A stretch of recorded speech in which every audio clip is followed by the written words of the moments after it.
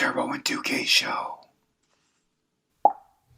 What is up, 2K crew? Yes, we're starting early tonight. It feels like I haven't talked to you guys and gals in forever. And you might notice a couple things different. We're going to jump into that as well as what's been going on in the sports landscape because, man, oh man, there's a lot. There's a lot. I mean, we've had a World Series winner crowned. We've had some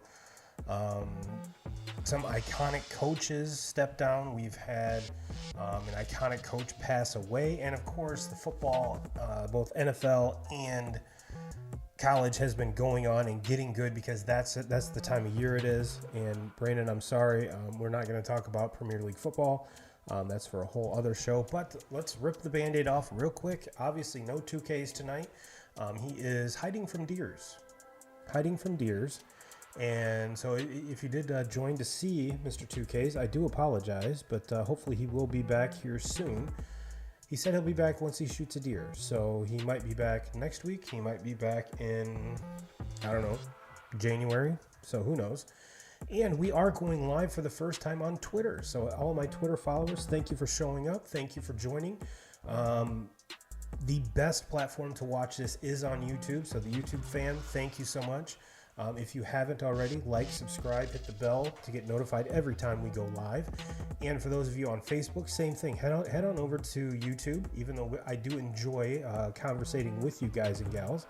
But if you are on Facebook, make sure you click that link so I can see your lovely face, just like this. So it'll show your profile picture and your name instead of just the Facebook user. So it does help out a lot. So yeah, and for those of you that are downloading this on the audio side, I do want to thank you a whole lot. You guys are kind of our bread and butter, kind of the forgotten heroes in this whole thing. So yeah, I hope everything is going well for you and yours this lovely Sunday night. And yeah, if you're coming from the Dallas Philadelphia game, man, oh man, what a finish that was! Woo! I can only imagine if 2Ks was was watching that. Man, he had to be his butthole had to be puckering, Mr. Cowboys fan that he is. But we're going to jump into that and a whole lot more. So let's and guys and gals, go ahead and drop your questions in here or comments. I'll feature you on the show. And it does make a solo show go a little bit easier and a little bit faster because I guarantee you probably don't want to hear me ramble on for an hour or more. So let's jump into it. Let's go to the news. Ladies and gentlemen, like I mentioned, we haven't even got to the best news yet. Like I said, you might be noticing the different ambiance, if you will. First of all, I want to give a big shout out to Tony and the crew over at Patch and Remington for hosting us for these last couple months. Thank you, because if it wasn't for you, we would not have had a show. But I think we've kind of found a little bit more permanent home. Last week was kind of a little snafu where I was having a little bit of trouble with the internet. And as you can imagine, when you live stream, internet is pretty important. So thank you for having patience with that. And yeah, this lovely cement background probably will be changing here very, very soon to kind of help make it our own, make it the new studio, the new place. So I haven't talked to the owners to see if they want me to disclose where we're at quite yet. But that being said, regardless if they want any praise, thank you. Thank you for believing in not only me and the show, but kind of for the cause. And thank you for believing in the 2K crew, because you guys are absolutely awesome. And speaking of 2K crew, if you're not in the Facebook group, the Turbo and 2K's 2K crew, you're missing out on a bunch of stuff, because we're going to talk about news right here. And it seems like those cats get the news before my ESPN alert even goes off. So facebook.com/group/2K crew, answer 2 questions and that'll get you in, just so I know you're not a robot or a spammer or someone trying to send me $10 million because they're a prince that's trapped somewhere. So we're definitely trying not to do that. I mean, if you guys do want to send me millions of dollars, that's fine, but not if you're a prince. Not if you're a prince or princess trying to escape anything. That's not what we're trying to do. But with that news out of the way, man, we've had some big sports news. We've had some big sports news since we've chatted. I mean, the biggest one is the Rangers are, I almost call them the New York Rangers, even though I'm not a hockey fan. But the Texas Rangers are World Series champions. Big clap it up. I mean, first time in franchise history we have that was kind of, it was a pretty dominant performance, if you ask me. Yes, the Diamondbacks did hang in, and I have a feeling we're going to see this Diamondbacks crew here again moving forward. They have too many young parts. I really think they need to address the pitching and a bat at least. We saw Ketel Marte go on a string of a hitting streak to start out a postseason career that we've never seen before. I mean, he passed folks like the name of Derek Jeter and Manny Ramirez, who, regardless of your fandom, you guys can kind of agree that those are two big names in postseason baseball history. But this Texas Rangers team, they did not lose a game on the road, which is kind of weird to think. You know, we're always talking about, you know, you want to get that number one seed, so not only you get the bye, but you get the home field, you know, throughout. And we saw that time and time again, especially in these playoffs, that really did not matter. It did not matter whatsoever. Excuse me. And we saw the Rangers have just enough pitching. Yes, losing Garcia for the last two games, I thought was going to make a bigger impact than what it did. But kudos to them. Kudos to just Texas Ranger fans. I mean, you guys, as a Red Sox fan and being friends with Cubs fans, I know what it's like to go through a playoff drought or a World Series drought like this. So, man, oh man. And then to take a step back and think about it, the Rangers did this without Jacob deGrom. I mean, that's huge. That in and of itself is huge. It seemed like, well, if you really want to take a step back, Mets fans, you guys really have to be just furious. Just furious, because not only did you not re-sign deGrom because you thought, oh, well, hell, he's just going to go to another team and get a paycheck. Then you trade Scherzer to, I mean, granted, he didn't have that large of a, to be honest with you, didn't have a really large impact on the whole team, or the team as a whole. So, I mean, it is what it is. But kudos to those guys for having big wins and adding two, you know, with Scherzer adding another ring to that resume. We'll see if he's back next year. Andy, what's up, kid? If I believe, if I'm not mistaken, you had a birthday here recently, so happy birthday to you, my friend.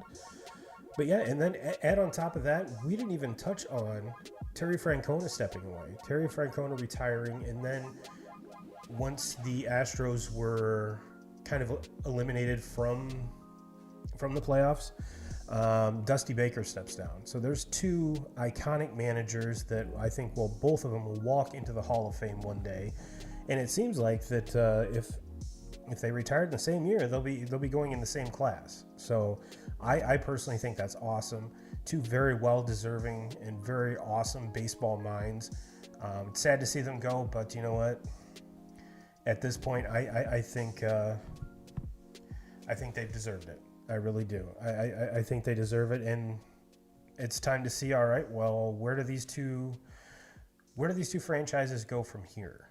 I mean, 2Ks and I have sat up here and said many times that that you can never count out the Guardians because of Tito Francona, and now that he's gone, those are big shoes to fill, because that's a very odd market, because they don't like to spend money. They like to grow their own talent, and they seem to get rid of that talent once it comes to be paycheck time. So definitely a very odd situation. And then you have the Astros, where I think the Astros, I think it was their seventh ALCS in a row or something crazy like that. So again, Dusty Baker, big shoes to fill, and I mean, hell, he has his winery and everything else going for him. So both of you guys, I bid you adieu. You have earned every single bit of it. And let's tell some news here. We kind of talked about the World Series. I'm kind of jumping out of text here, but let's talk about the elephant in the room. Let's talk about the elephant in the room, and I'm sure that's why a lot of you folks are here. And I'm sure why a lot of people have left, because I haven't talked about it quite yet. But you gotta hang with me before I get into the meat and potatoes of everything. And for those of you that have, excuse me, that have followed us for any amount of time, you know that I am our resident Notre Dame guy. 2Ks is our resident Michigan guy. So I have a feeling there's a lot of people that want. I don't have a feeling. A lot of people have reached out and asked me about my thoughts on the whole Michigan situation. I'm not even going to call it a scandal, which we'll get into. But the whole situation there in Ann Arbor with Connor Stallions, with everything that's going on.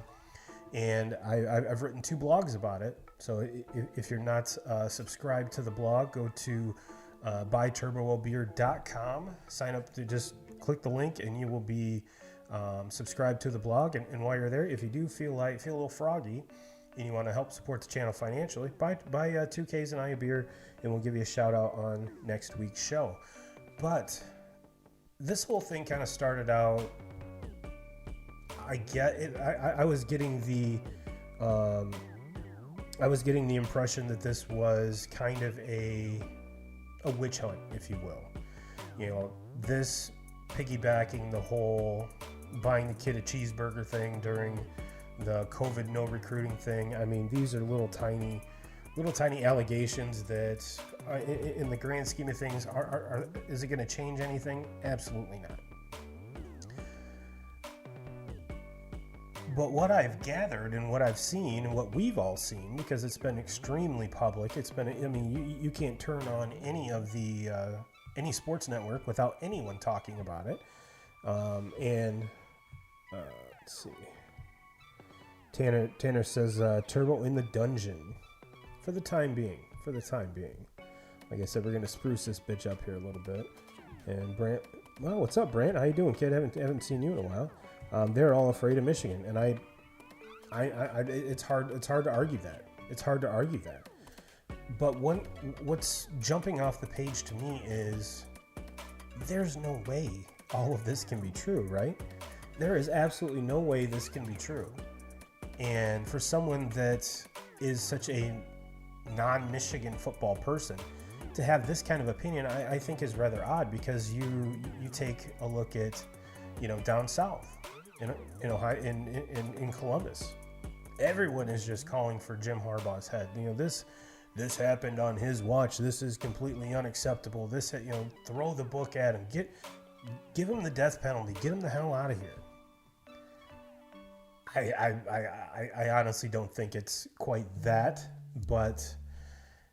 And I was kind of waiting to kind of address this, because everything is so hearsay. There's nothing that's been proven. There's nothing that, and even when you go to say, or go to some place and it says, yes, this is proven, can we really believe it? It seems like there's so much stuff, so much hair, so many layers to this onion. It's like, okay, when are we actually going to get to the real thing here?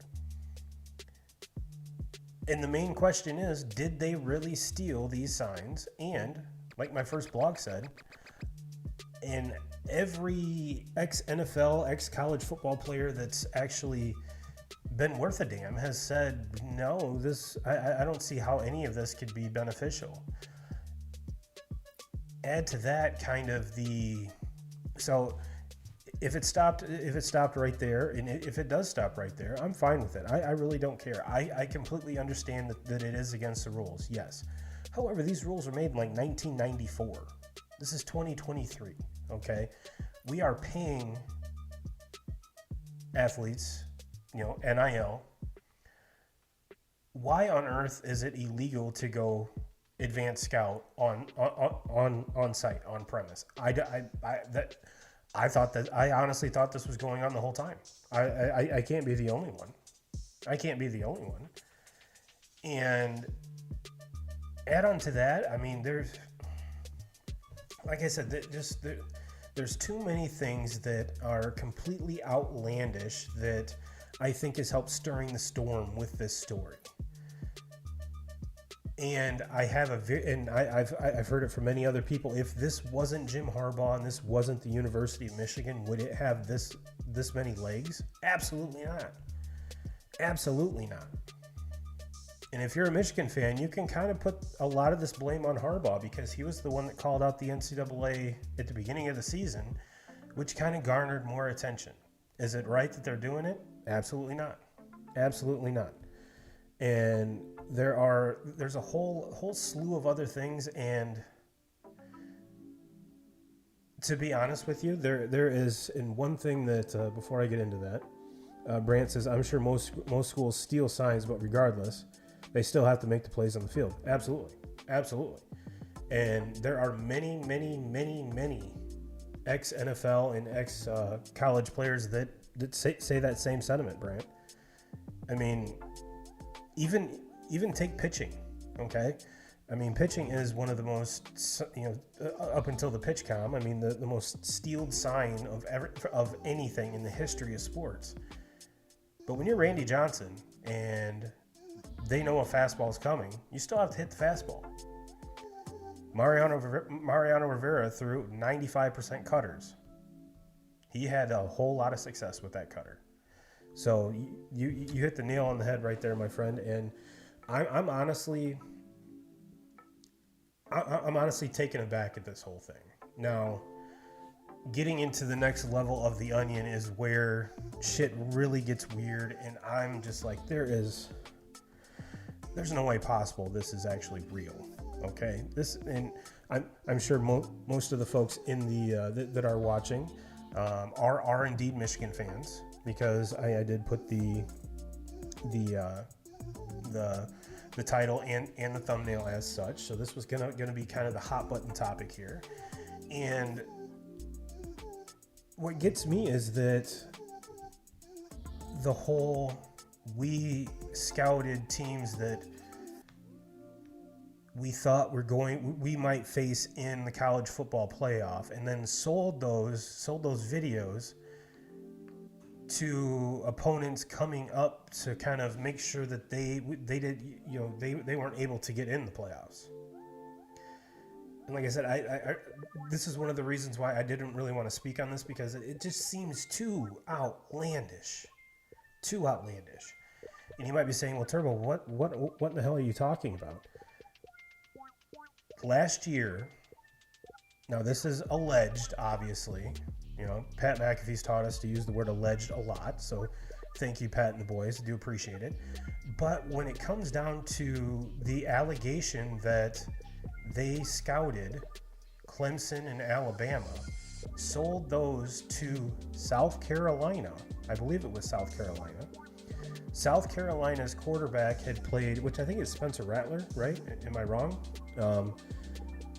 But he had mediocre performances, as did the team, up until the last 2 weeks when they played Clemson and Alabama. The quarterback goes off for almost 500 yards in both games, and South Carolina wins both of those games. Now add to that a bunch of, I'm not sure how the number, but some Big Ten coaches reached out to the head coach of TCU and said, hey, you might want to change your signals up, because Harbaugh and the boys over there are pretty darn good at stealing your signals. So they did, or allegedly they did, and won the game. Excuse me.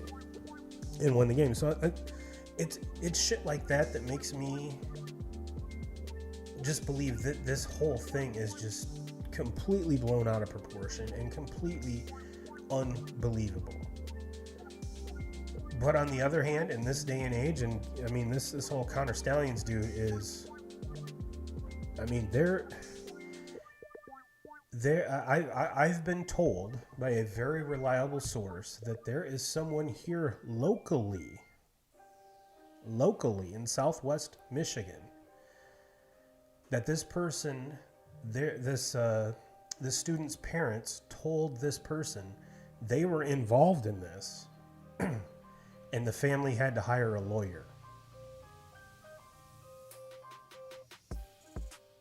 So after all of this kind of mumbo jumbo, or whatever you want to bring about it, like, at least part of this is real, because, I mean, journalist Turbo here, which I do none of, has real evidence that, or at least evidence that the family of this student is lawyering up because they went and scouted and went to Big Ten games to do this. So whether that is, I mean, and that really doesn't prove anything, okay? And if they were doing it this year, I mean, heaven forbid, why? There's not a team that they've played that they've needed to do this thus far. I think the tides are going to change once they go against Penn State, but I have a feeling that I would really like to see what that spread is right now, because I'm guessing it's at least Michigan 13.5, 14.5, just because of the way that Ohio State handled them. And sorry, my phone works very slow down here. But yeah, I'm honestly curious. Oh, Michigan 5.5. 5.5 point favorite. All right. So that being said, after all of this, do I still believe that Michigan is one of the best teams in the country? Absolutely. And I wish 2Ks was here to attest to this. I texted him yesterday before the game, and my wife and I were out to dinner, and I was like, "Hey, I just put in a bet. In one of my larger bets, I took the alternate spread on Michigan, 40.5. I honestly thought that they would hang 60, 65 on Purdue, and this would be just a non-contest. Big ups to Purdue for making it more of a game, even though Michigan did win handily. But this was one of those, I'm not going to say get right games, but us against the world. This is the time that Harbaugh brings a team together, and they just smash the other team's dick in. And I honestly thought that's what was going to happen. Kudos for the win, because you were supposed to win that game. Now, moving forward, I'm not sure. Like I said, it's these next 3 weeks are going to be where all of this could just fall apart and just kind of go by the wayside. Let's see, this is from Rich Garrity. It says, happening on multiple levels, the collegiate board, and definitely an attack of U of M. I'll throw the next cheeseburger as well. I'll throw in the next cheeseburger as well. Yeah,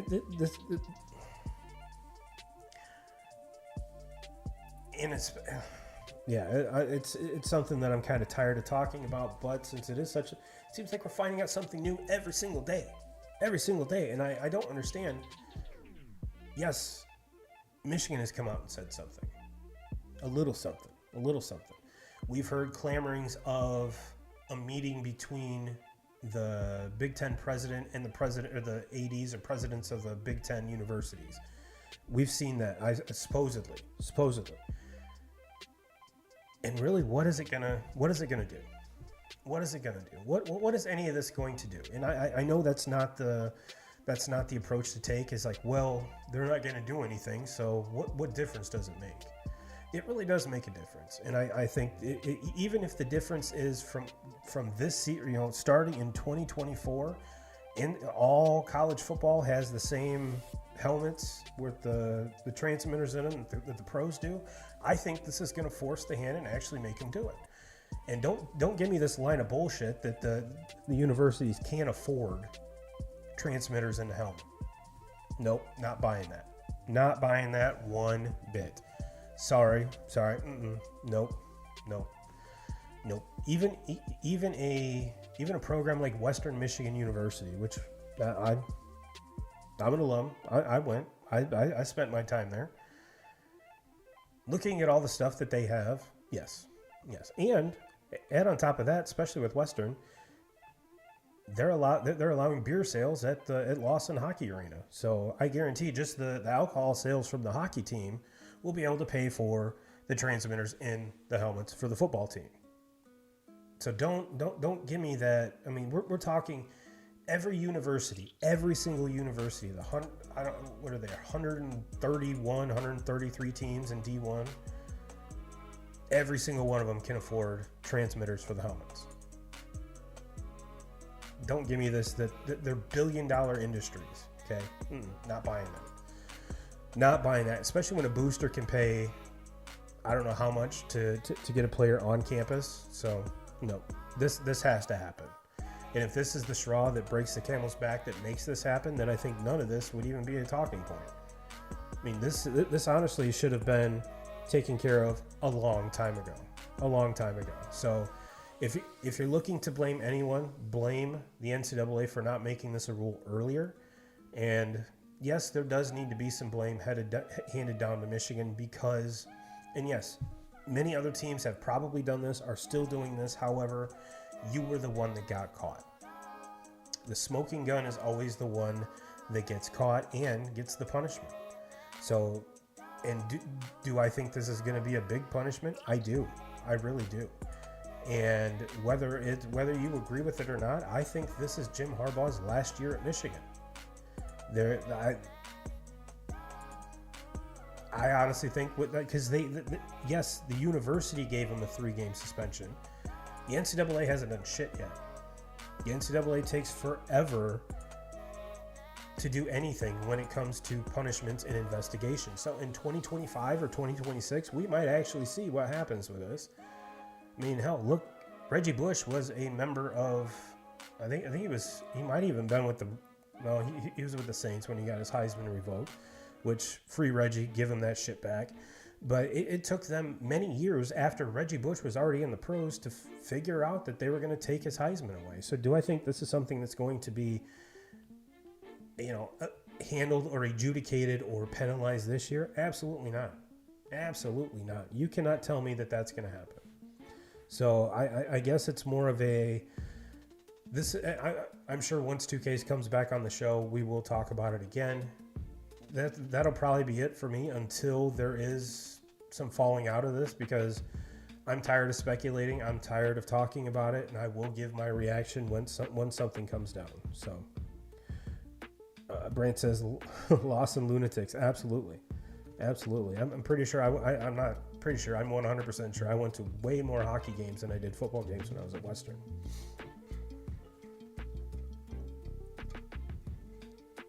So I know we talked a little bit about the World Series. We talked about, the Rangers, the Diamondbacks, but there was a couple other things here that I did want to touch on that were baseball related. And with the World Series, it is now the Shohei Ohtani sweepstakes. And Boston Sports Gordo on Twitter says the Boston Red Sox are expected to be heavily considered in the Shohei Ohtani sweepstakes. And this one kind of hit home because I am indeed a Red Sox fan. Now, here's if you are any team expecting to pursue Shohei Ohtani, there's kind of two ways of thinking about this. There's the give him whatever he wants and we want him here. We want him here. He's going to sell jerseys. He's going to sell tickets. We want the Shohei Ohtani show every single day, which I get. I get 100%. I get it. But you're not going to get him on less than a 10-year deal. And he's 30 years old, I believe, as the time we're recording this. I believe he's 30. So you're signing him into his 40, all the way through his 30s up until he's 40. And we've seen that this rigorous pace that he's on cannot be...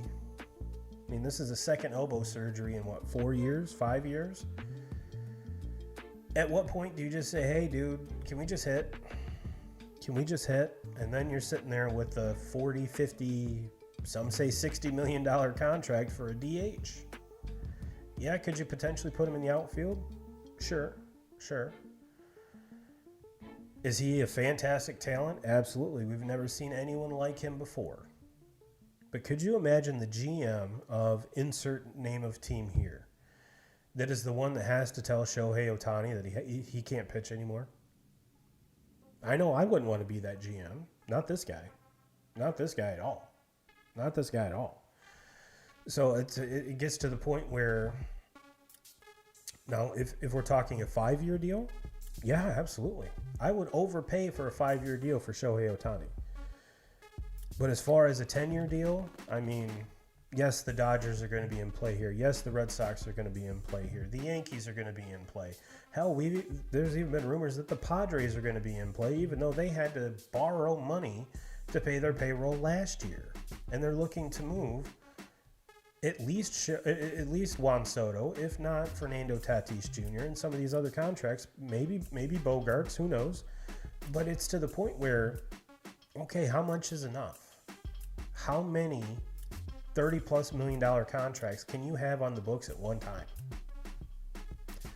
Well, I think we're about ready to find out because, like I said, this is a sweepstakes. There's going to be plenty of teams that are throwing their hat into the proverbial ring. Me personally, you can't deny the talent. The guy is electric. He's must watch TV whether he's pitching or hitting. I get it. But at what point do you sacrifice the future of your organization to get that?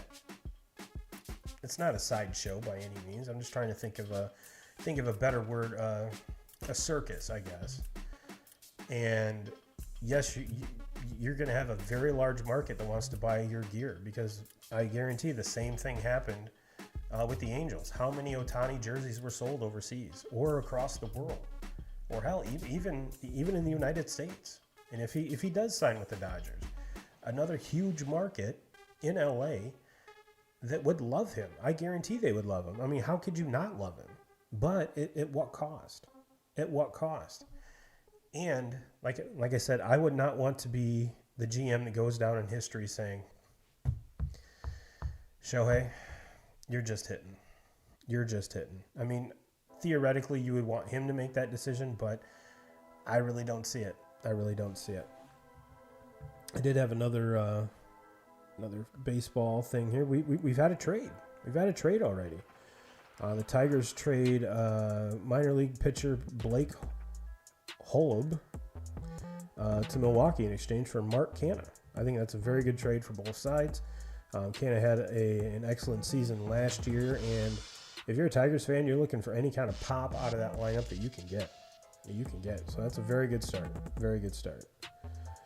Well, let's go back to news here because there's a couple things I do want to talk about here. And let's start with this one. USC loses again last night. And RG3 says, watching Caleb, and this is on Twitter as well, watching Caleb Williams sobbing with his family after losing the game will break your heart. This young man pours his heart out for his team every time he plays. Any NFL team would be lucky to have him as their quarterback, and this emotion shows how much this game means to him. And he was also quoted, and I did not pull the tweet, that says, well, after this loss, what are you going to do? I'm going to go home and relax with my dogs. I get that. But I think I'm with Jason Whitlock on this one. He requotes a tweet and says, wow, I see it as the opposite. Undraftable. And I kind of want your thoughts on this 2K crew. I mean, do you think this makes him soft? Do you think this, I mean, we always talk about the killer instinct, you know, the Kobe's, the Jordans, the Aaron Rodgers. Now we're getting Patrick Mahomes. I mean, that killer instinct to close. Now, you could also say that USC kind of set Caleb Williams up for failure because of the fact that they didn't have a single defense. Let's be honest.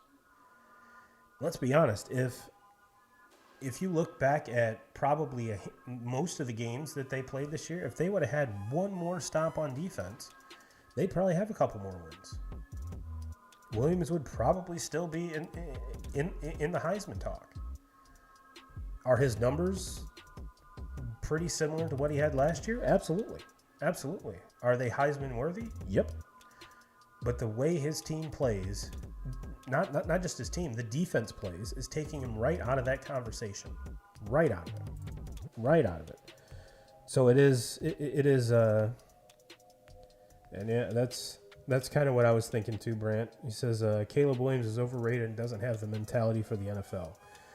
And here as a Bears fan, it's like, all right, cool. We're going to suck. We're going to get Caleb Williams, and we're going to get Marvin Harrison Jr. After all this, I don't know if I want him, especially that dumpster fire that is Chicago. I'm not sure he would be able to handle it. I'm not sure how he'd be able to handle it. Let's see. This was Andy. He says Ohio State bumping to first though, confusing. I can honestly see why Ohio State was, and let's be perfectly honest. Everyone gets so enraged at the first couple lists that come out. I get it. We're all excited. We need vindication. We need to see where our team is. How did our team, their schedule, their record, how do they stack up against everybody else? And let's be honest, you just need to get in the top 4. That's it. And if you really want to dig down the rabbit hole a little deeper, you could say that maybe the committee's trying to kind of fix this a little bit. I mean, you got a number 1 ranked Ohio State loses to a number 3 Michigan. Well, they lost to a number 3 team, and they beat Notre Dame. They beat Penn State. You got to keep them at number 4, right? Right? The Michigan goes to number 1. Georgia goes on, does their thing, and we have one more spot left to fill, ladies and gentlemen. We have one more spot to fill. Team with the, I guess, everybody's got to win out. Let's put it that way. But the conspiracy theory here is that the committee's kind of hoping for a Michigan, Georgia, maybe Ohio State at 3, maybe Alabama at 4. What? Do I agree with that? No, not in the least bit. Not in the least bit. If there's a Pac-12 team that goes undefeated, they deserve that spot. But you can, and again, is this what the committee is sitting there for hours on end doing? Probably not. But you can kind of see how people on the outside are like, hold on.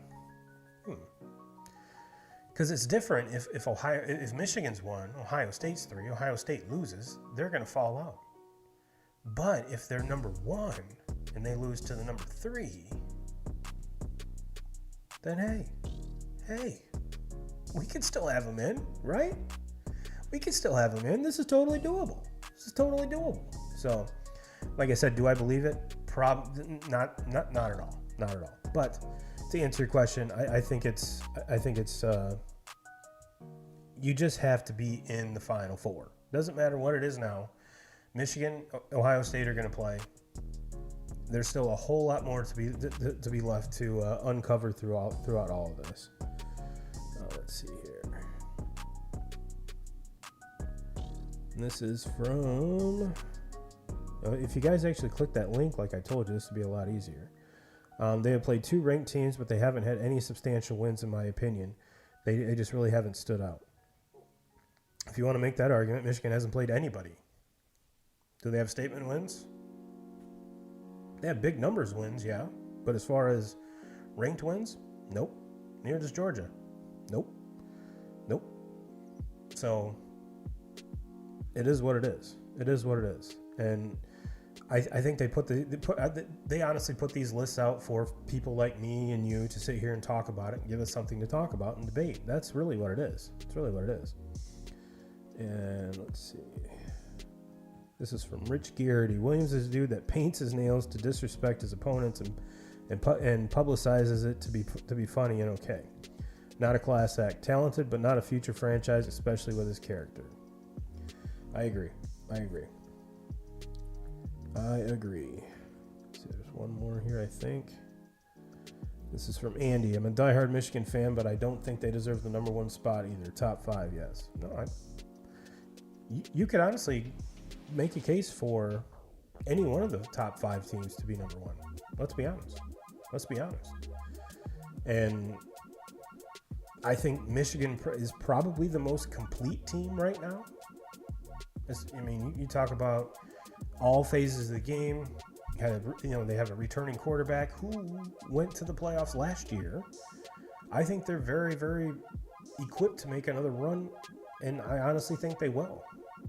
I would be 100% shocked if Michigan does not make the Final Four. And the only way that could happen is if they lose Saturday against Penn State. They're going to beat Maryland. And if they lose to Ohio State. That's the only way that Michigan doesn't make it out. Because let's be honest, there is no way that either Michigan or Ohio State loses in the Big Ten championship, because that West side is completely terrible and awful. So, and yeah, it's thank goodness this is the last year we have to deal with that. Thank goodness that's the last year we have to deal with that. Well, let's do this. Let's talk about a little football here, and it's not the football that you kind of thought we were going to talk about. I did want to give a update on the fantasy football. And let me make this big here real quick. And leading the pack, our one and only Kyle 2K's Kaler, sitting at 7-1, and I believe that's right. Yeah, 7-1, and we have Carl Gearhart sitting at 6-2, I believe, 5-3, sorry, and Matt is 6-2. Not sure how that works out.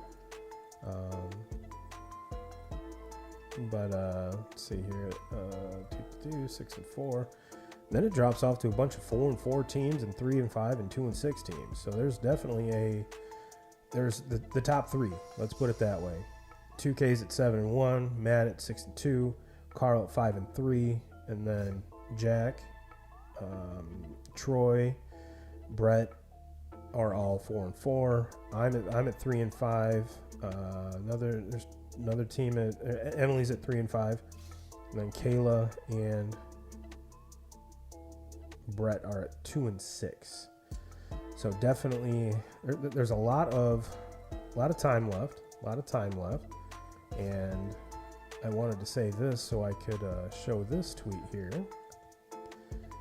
And this was a tweet that I just grabbed the photo off of. It says, guy in my league is offering Pollard for CMC, and I get to bang his wife one time.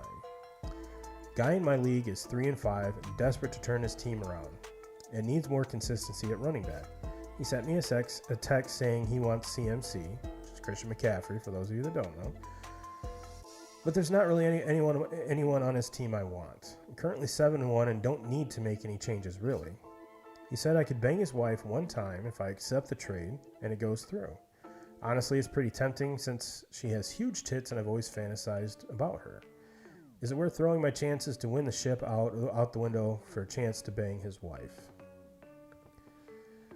All I got to say is this is one... I don't think I've ever played in a fantasy football league that's that serious. And I honestly have to say, sorry about it. The bragging rights to me for beating your ass would long overlast the having sex with your wife. So that really wouldn't play with me. But I'm sure there are some folks that it would. But yeah, I just wanted to share that just because I've never seen anything like that before and thought everybody should. So I guess the moral of the story is, how if you are in fantasy football, how serious is your league? Is your league that serious? I know the Turbo and 2K is not that serious. Nope. Nope. We just have Jeremy that makes asinine trade requests about once a week, and other than that, no one's talking about banging wives or anything. So, I mean, hell, we don't even have a last place finisher kind of punishment. So yeah, we definitely don't take it that serious. Let's see. I think that's all the tweets I have. And with that being said, guys and gals, I think I'm going to get out of here rather early tonight. Like I said, hopefully 2Ks will be back in the saddle next week. Hopefully he, like I said, he's hiding from deers. I've told him that all he has to do is ride shotgun with me for about a week, and you'll see as many of them as you want. And I joke, but I do know how passionate he is about that. So good for him. Good on him. Hopefully he gets one sooner rather than later. Excuse me. So everyone else, let's hope for that so we can get 2Ks back and not just me sitting here rambling. I was going to do a top 5, but it's more fun to do a top 5 with somebody else. So if you guys do have a top 5 suggestion, go ahead and drop it in the comments.